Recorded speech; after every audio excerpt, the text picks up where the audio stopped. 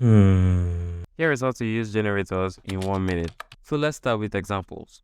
Let's say we have 100 integers. Yes, definitely we want to use all of them, but not at the same time. How do we manage this memory such that we get what we need where we need it? Then generators was born, a way to generate and generators were born, a way to generate values when you need them. So let's go from the root and build up.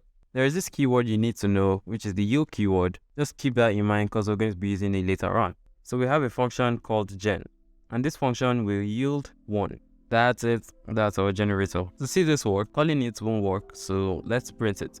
And now we can see we have a generator object, and this is an iterable. For now, let's convert it to a list and print it.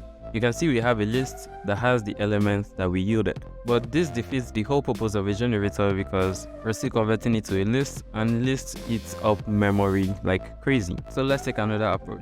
This time we get a variable g and store the generator object there. Now we can call the next function on g, and when we print it, you see exact value in the console, no list. Okay, let's go a bit more complex now. Let's yield 2 values in the gen function, and now we're going to call the next function on g twice. Let me just print both of them so you can see how the next function works.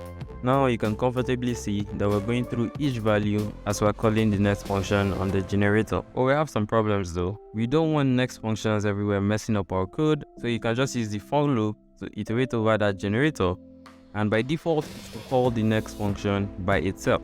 We have come a long way, and if you like this style of tutorials, be sure to give this video a thumbs up and probably subscribe. The last thing we're going to do is create something useful with this generator.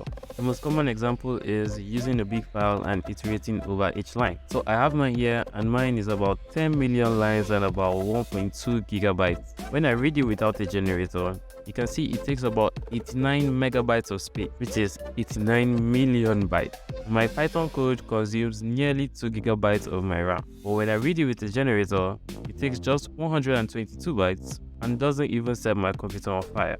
Thanks for watching. I'll see you in the next one.